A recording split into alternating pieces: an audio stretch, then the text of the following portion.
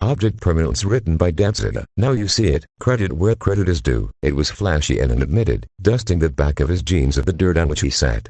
On this particular day, Annan had been cordially invited to Trixie's traveling magic show featuring the great and powerful Trixie Lululemon and Starlight Glimmer. Or at least that was the title on the flyer that had been given to him. Well, not given per se, more like taken off the floor of Ponyville's plaza. It was going on that day and he had time to kill, so he figured it was worth watching. Is that all you have to say? Trixie pried angrily. It was flashy and Annan could see Starlight shake her head from the ticket booth, counting up the bits they had collected. Well, lights were involved and they did flash. And shrugged. I don't see how you take offense to that, Trixie stuttered in anger, unable to form the right insult for the brain-dead monkey before her. Finally she turned to Starlight. Starlight, do you hear what this babbling buffoon is saying, or is Trixie hard of hearing? Starlight didn't even bother to look up. I'm not a part of this, she responded. I'm only eavesdropping and that's all I'll do, Trixie huffed, turning her back on her failure of an assistant. You're hard of hearing, all right, Annan mumbled, clearly and deliberately enough for Trixie to catch. Anonymous couldn't quite put his finger on it, but he just absolutely could not understand why he would antagonize her so. Maybe it was her arrogant personality. Maybe it was the fact that she was so much smaller than him, giving him a sense of superiority. Maybe her anger made her cuter, and thus more tolerable. Or maybe it's just plain fun that was merely an insult to you and your incoherent mumbling. Trixie is not hard of hearing.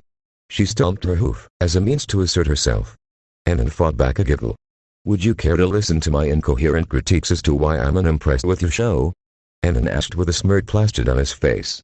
Trixie would most certainly not. Trixie sat defiantly on her flank, crossed her hooves, and looked up and ahead from Anonymous. Meanwhile, Annan silently counted down on his finger. 3, 2, 1, and Trixie peeked at Annan with a single eye. She then coughed into her hoof.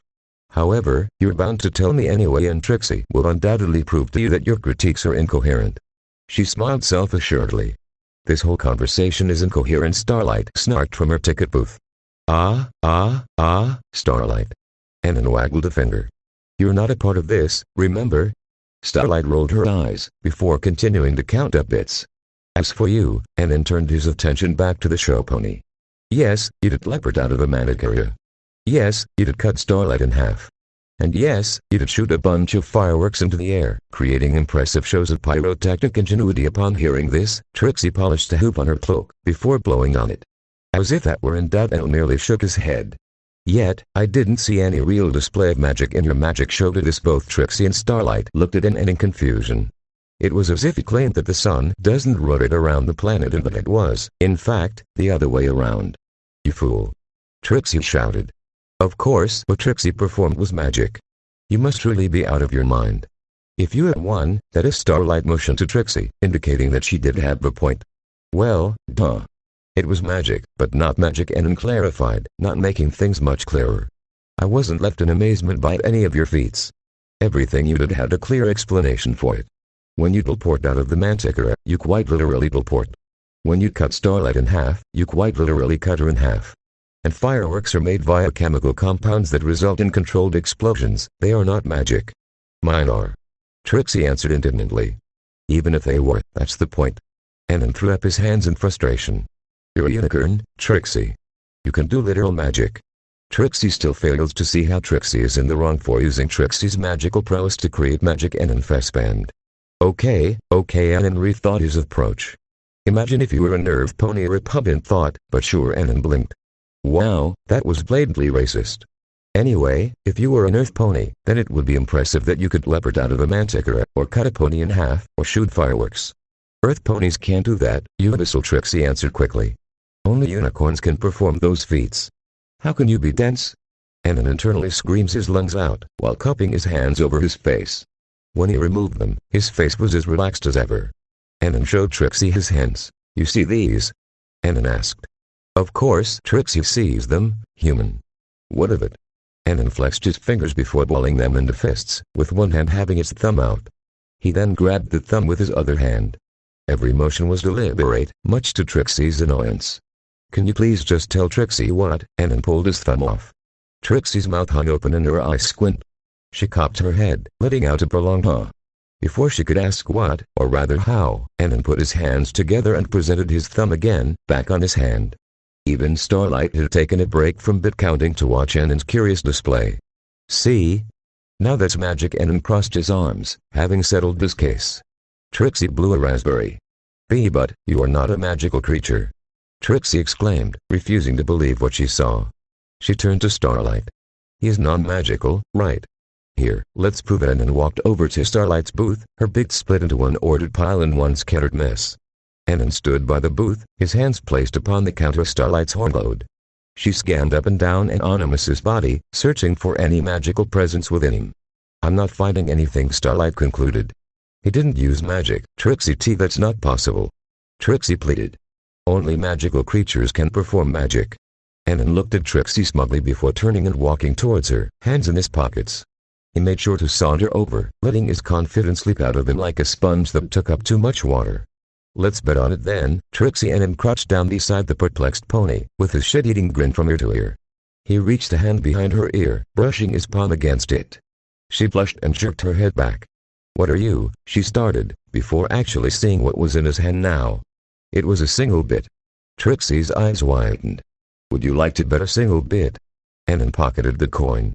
He then reached behind Trixie's ear again and pulled out another coin. 2 bits.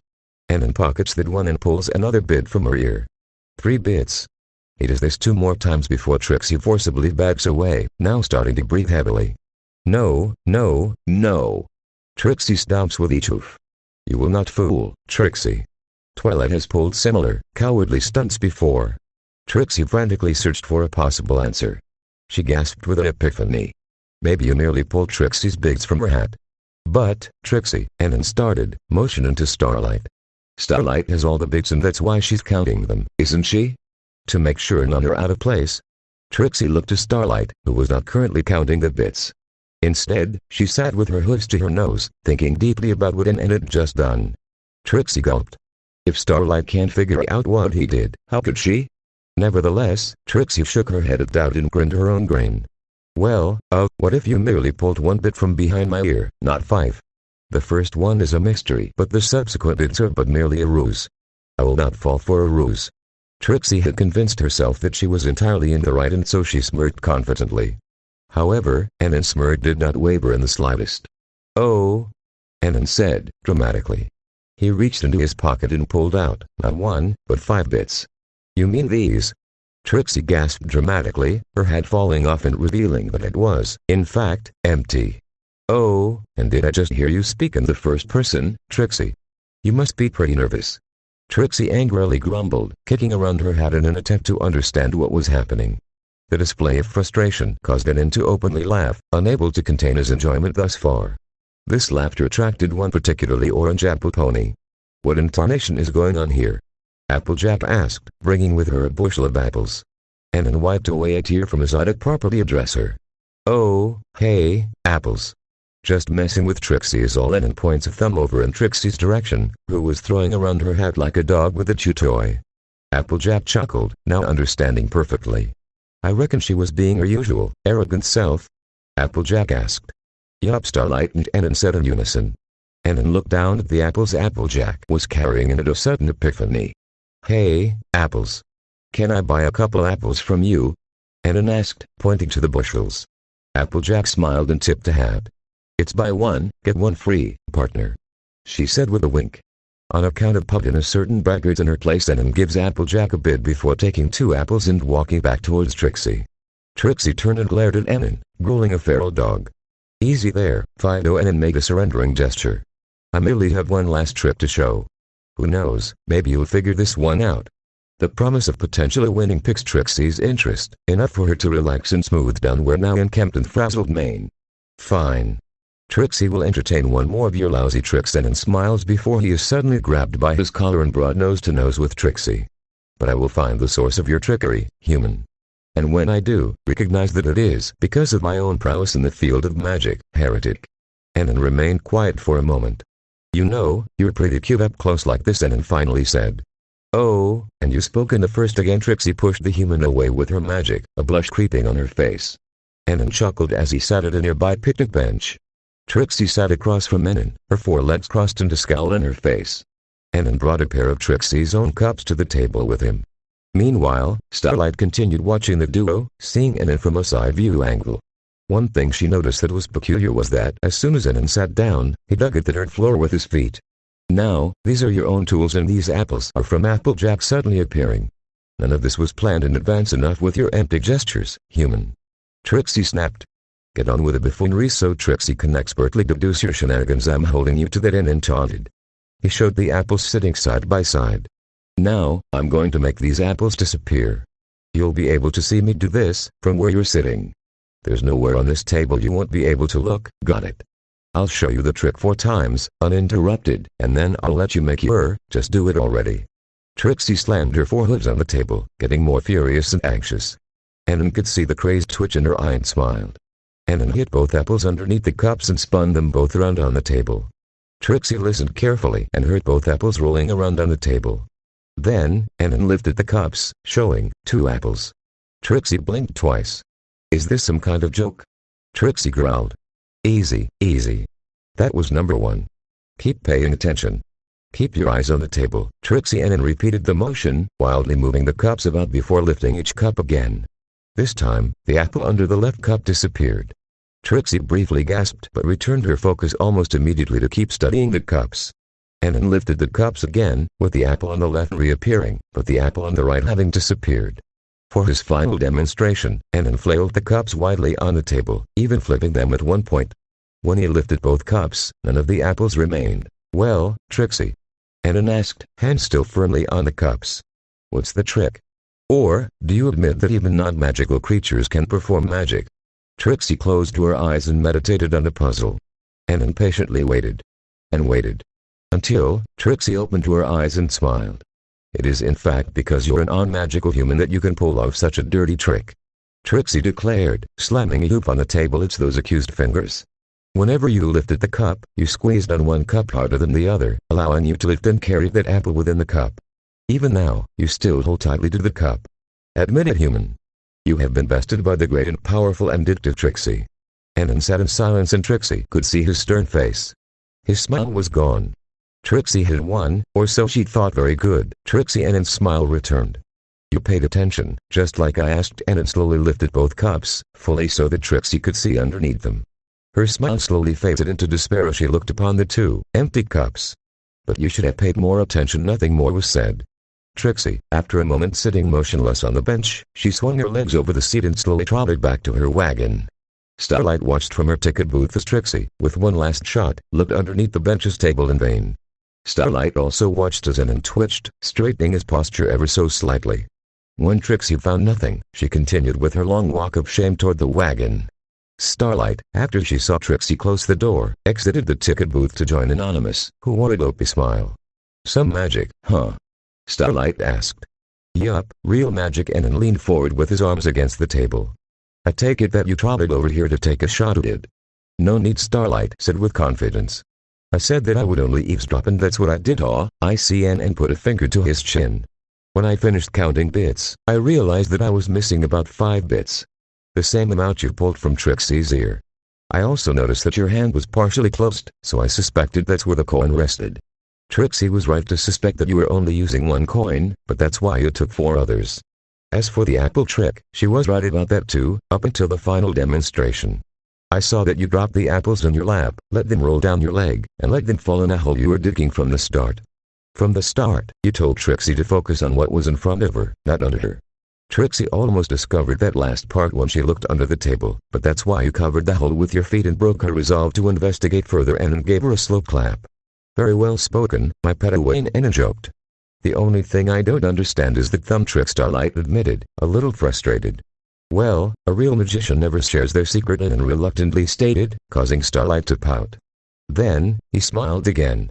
"But I'm not a real magician. I got these from a kid's magic book." Annan showed Starlight his fists, one with his thumb in his palm under his fingers and the other with his thumb peeking through the index and middle finger. "You'd only know if you understand human anatomy, huh?" Starlight slumped in the seat, feeling like a little dumb that the trick was that simple. "Still, I have to admit, you sure showed Trixie what for." "I'm actually kinda worried." "Why?" Annan asked, although he could pretty much guess her concern.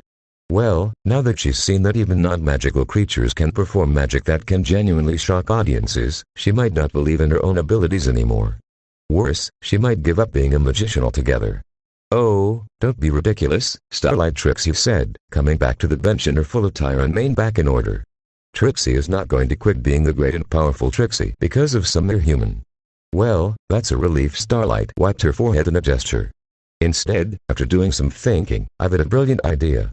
I see now that I can't break the arrogance out of you, Annan. I am designating you as my personal teacher. Annan snapped to attention upon hearing. I'm sorry, what? You heard, Trixie. Trixie stopped in anger again. I refuse to be upstaged by an alien in my own field. Thus, you will show me the methods to your madness so that Trixie can use them for her own gain. It's a wonderful idea. Trixie quickly walked away before Annan could even have a say in the matter. I will be expecting you to accompany me to Heffington for my next show, Anonymous. Annan was about to object when a spell entered his mouth impossible to open. He glared at Starlight, whose horn was glowing. I know you're going to find some reason to object, but please, Anonymous, Starlight pleaded. I know Trixie, and Trixie is clearly impressed with what you're capable of. This can serve as a useful lesson for both of you. I am pretty tired of your constant bickering with her. Starlight removed the spell. Annan massaged his jaw and opened it once more to object. I'll also allow you to take part in the show, allowing you to get paid for doing basic magic tricks, Starlight added flatly. Annan faked thinking it over, knowing damn well that any money is good. Fine, I'll teach the brat, Annan related. He ducked underneath the bench, much to Starlight's confusion. He popped back up with one of his apples, lightly dusted the dirt off of it and took a hearty bite. Starlight grimaced in disgust. Annan rolled his eyes. It came from a tree that sprouted from the dirt, Starlight and argued. It's not that fucking gross. Thanks for watching, and if you enjoyed the video,